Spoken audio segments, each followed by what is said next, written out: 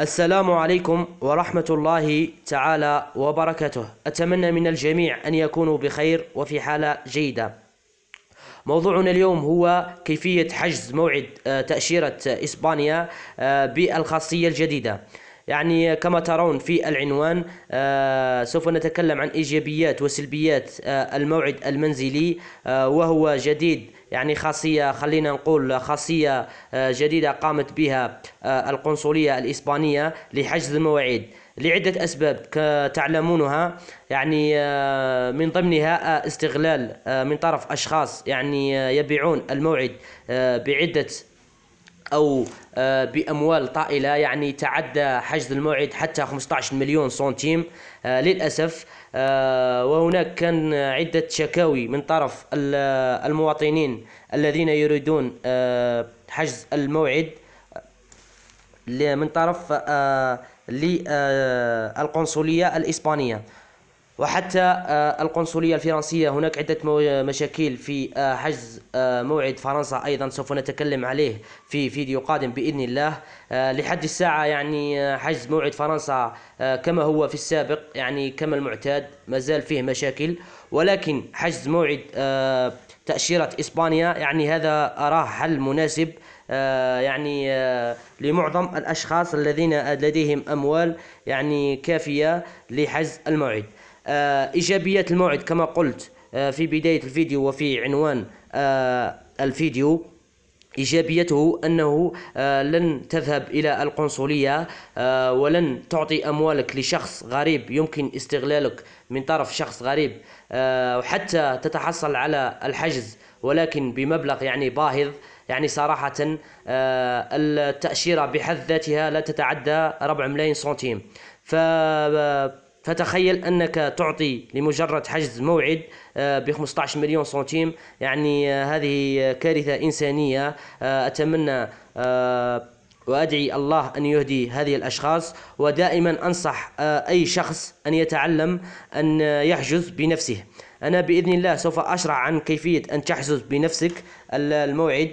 كما قلت في بداية الفيديو، هذه الخاصية جديدة، يعني تقريبا منذ أسبوع تم طرحها في الانترنت للحجز المنزلي عن طريق البريد الإلكتروني ورقم الهاتف فقط. بالنسبة للعاصمة يعني رقم الهاتف فقط. أما بالنسبة للوهران سوف تتحصل على رسالة في البريد الإلكتروني بعد تسجيلك في الموقع. نبدأ على بركة الله. سوف يكون الشرح باختصار كما تكلمت وكما قلت في عنوان الفيديو. سوف أتكلم عن الشرح يعني باختصار وما هي إيجابيات وسلبيات التسجيل أو الموعد المنزلي، كيفية التسجيل في الموعد المنزلي. لأن هنا كما ترون في الموقع، هذا هو موقع بيالاس. يعني تذهبون للأسفل، يعني هو سهل جدا، يعني تقوم بالتسجيل بنفسك، ولكن يتطلب وقت. وأيضا نصيحة، تقومون بالتسجيل يعني في منتصف الليل، يعني يكون هناك ضغط كبير على الموقع، ولكن في منتصف الليل تكون هناك سهولة في حجز الموعد. كما ترون هنا في الأسفل هذا هو ريزيرفي رونديفو. يعني تقوم هنا بحجز الموعد، هنا تقومون بالضغط على حجز الموعد، هنا ريزيرفي رونديفو، يعني تريزيرفي رونديفو. كما ترون هنا في الشاشة يقوم بالطلب يعني البريد الإلكتروني. إن كنت مسجل أو قمت بإنشاء حساب، يعني قبل قمت بإنشاء حساب في بيالاس، لن يطلبوا منك البريد يعني من البداية. كما قلت يستغرق وقت للتسجيل. سوف أقوم بالشرح باختصار، وإن كان يهمكم الأمر اتركوا لي تعليقات لكي أشرح بالتفصيل كيفية التسجيل أو كيفية إنشاء حساب في البيالاس وكيفية تسجيل الموعد المنزلي من البداية حتى النهاية. أنا سوف أقوم بالشرح باختصار هنا. لقد قمت بالتسجيل سابقا لشخص يعني أول أمس، كما ترون هنا في الشاشة. سوف أقوم بالشرح باختصار. سوف بعد تسجيل وإنشاء حساب في البيالاس وبعد الذهاب إلى إلى النطع التسجيل الموعد المنزلي، سوف تظهر لكم هذه الشاشة. يعني كما ترون هنا يطلب منك الاسم ويطلب منك اللقب والبريد الإلكتروني ورقم الهاتف والولاية كما ترون هنا. تقوم أنت بكتابة اسمك ولقبك والبريد الإلكتروني ورقم الهاتف والولاية، يعني سهل جدا. كما قلت في البداية العاصمة سوف يقومون يعني برقم الهاتف فقط، يعني تقوم بوضع البريد الإلكتروني احتياطيا فقط، يعني لا يقوم بإرسالك، يعني عادة لا يقومون بمراسلتك عفوا عن طريق البريد الإلكتروني، يعني سوف يتصلون بك بالهاتف أو يرسلون لك رسالة عن طريق الهاتف، يعني عن طريق الرقم فقط. هنا ملاحظة إخوتي، رقم الهاتف يعني لا تنطع الصفر في بداية الهاتف. مثلا لديك شريحة موبيليس، يعني لا تقوم بوضع 06 بل قم بوضع 6 والرقم التالي. يعني مثلا لديك رقم 06 68 24 مثلا، لا تقوم بوضع 06 68 بل قم برقم 6 68، يعني احذف الصفر. وهكذا في شريحة جيزي وشريحة أريد، يعني نفس الأمر. أما بالنسبة للولاية قم بوضع الولاية العاصمة أو وهران. يعني حاليا لم أتأكد من الأمر بالنسبة للولاية، يعني مثلا يقوم بسؤال شخص يعني يقيم مثلا في قسنطينة أو يقيم في البليدة أو يقيم مثلا في أي ولاية غير العاصمة وهران، يقول لي أضع أي ولاية، يعني أضع ولايتي الذي أقطن فيها أو أضع العاصمة أو وهران. يعني نصيحتي لحد الآن لم يتم التأكد من الأمر، ولكن نصيحتي كتجربتي السابقة وخبرتي المتواضعة، يعني قم بالولاية التي أنت يعني التي أنت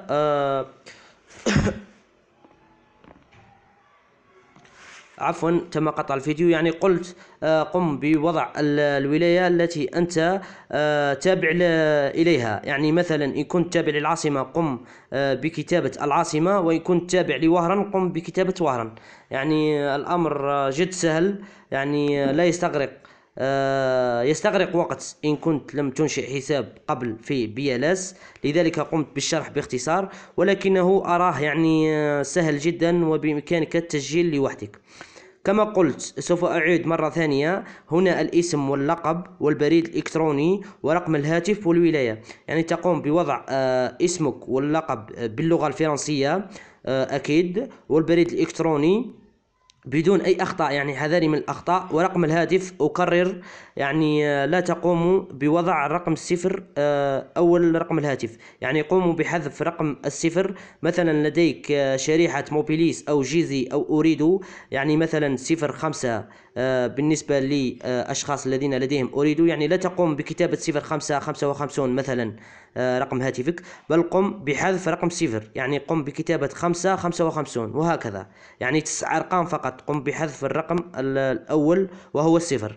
الولاية كما قلت أنا لم أتأكد من الأمر، لذلك أنا يعني أبرئ ذمتي، يعني حاليا لحد الساعة لم أتأكد من أمر الولاية، ولكن منطقيا ما دام هما طلبوا العاصمة ووهران فقط، أنت قم بوضع الولاية الذي أنت تابع إليها. يعني مثلا إذا كنت تابع للعاصمة قم بوضع العاصمة وفقط. سوف يتصلون بك وسوف تتم إخبارهم، يعني هم يتكلمون العربية والفرنسية والإسبانية وحتى الإنجليزية، يعني القنصلية لديها عدة مترجمين، يعني سوف تتكلم معهم بالعربية أو بأي لغة تتقنها، يعني الأمر جد سهل. بعد التسجيل كما ترون في الشاشة سوف تظهر لكم هذه الشاشة، كما ترون هنا تم تفعيل التسجيل، يعني خلاص تأكيد التسجيل، لقد قمت بالتسجيل في حجز الموعد المنزلي، وهكذا سوف يتصلون بك يعني في أقرب وقت، يعني سوف يتصلون برقم الهاتف. قم بوضع هاتفك يعني شغال يوميا، يعني وتفقد رسائلك عبر الهاتف، يعني سوف يرسلون لك رسالة في الهاتف. كما قلت في الفيديو عفوا كما قلت في الفيديو بالنسبة للبريد الإلكتروني، يعني معظم الذين تابعين لولاية الجزائر يعني في العاصمة، يعني أغلبهم لن يتم تواصل معهم عبر البريد الإلكتروني. يعني لا تقلق إن لم تجد رسالة في البريد الإلكتروني، يعني هم عادة سوف يتصلون بك على رقم الهاتف أو إرسال رسالة عن طريق الهاتف أيضا. أما بالنسبة للوهران، يعني معظم الأشخاص لقد وصلتهم رسالة عن طريق البريد الإلكتروني. يعني كما قلت، هذه الخاصية الحجز الموعدي، عفوا الموعد المنزلي، يعني تم تفعيله يعني منذ أيام فقط. يعني الموعد أو هذه الخاصية يعني جديدة. أنا أقوم بنصح الأشخاص باستغلالها. يعني كما تعرفون هناك عدة مشاكل للأسف في المجتمع الجزائري خاصة، وفي المجتمعات العربية عامة، يعني في استغلال حجز المواعيد واستغلال الأشخاص بأموال طائلة. لذلك أقوم بالنصيحة دائما وأكرر، يعني تعلم أن تسجل لوحدك. وإن لم تستطع أن تسجل لوحدك، يجب أن تجد شخص موثوق. يعني ونصيحة أخرى، يعني لا تدع أي شخص يعني يقوم بطلب البطاقة الذهبية، أو يقوم يقول لك أعطيني يعني معلومات. هذا شخص يعني نصاب. أقولها، هذا الشخص نصاب، لأن الموقع لا يطلب منك أي معلومات عن بطاقة ذهبية أو عن جواز سفر أو عن أي شيء يعني مثل هذا الأمر. يعني فقط كما ترون في الشاشة الاسم واللقب والبريد الإلكتروني ورقم الهاتف والولاية التابع لها. أتمنى الشرح يكون يعني في متناول الجميع. كما قلت، للأسف لم أقم بالشرح يعني بداية كيفية التسجيل يعني خطوة بخطوة، لأن كما ترون في الفيديو يعني تقريبا 11 دقيقة، يعني يستغرق الوقت.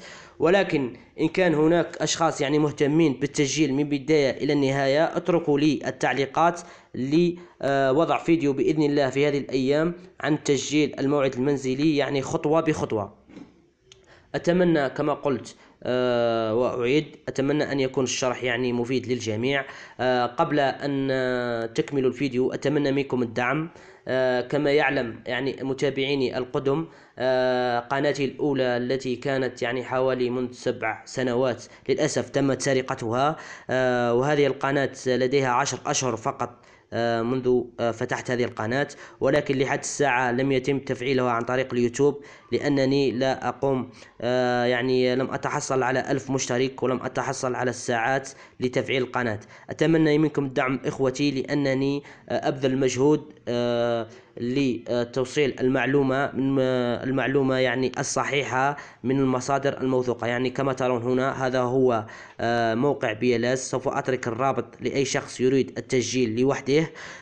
الذي لم يعرف التسجيل سوف أقوم يعني يترك لي تعليق لي أقوم بوضع فيديو يعني التسجيل خطوة بخطوة، وحتى إنشاء حساب في البيلاس. يعني هناك عدة أشخاص لحد الساعة لم يسجلوا أو لم ينشئوا حساب في البيلاس، عفوا، أو حتى أنهم لم يعرفوا كيفية تسجيل وكيفية إنشاء حساب في البيلاس. وهذا ليس عيب. يعني العيب هو أن لا تريد أن تتعلم. يعني ليس العيب أنك لا تعرف المعلومات، ولكن العيب أنك لا تبذل المجهود لأن تتعلم. هذا هو نهاية الفيديو. أتمنى من الجميع أن يكونوا بخير، وكما قلت أتمنى منكم الدعم وأتمنى منكم التوفيق. وأنصح دائما يعني لا تتبعوا الأشخاص والوكالات السياحية التي تنصب عليك لحجز موعد 10 ملايين و15 مليون. يعني الآن قامت البيلاس بوضع يعني هذه الخاصية للتوفير ولتسهيل على المواطنين لحجز الموعد بطريقة سهلة جدا. أما بالنسبة للمبلغ، أنا آسف لقد نسيت المبلغ، يعني لم أقل. يعني المبلغ هو تقريبا من 4 ملايين سنتيم حتى 4 ملايين و 4 ملايين و100 سنتيم، يعني 41 ألف دينار جزائري. يعني هي تقريبا يعني بالدولار يعني تقريبا 170 دولار 180 دولار على حسب السوق السوداء. يعني أتمنى من الفيديو أن يكون في متناول الجميع، وأتمنى منكم الدعم، وشكرا.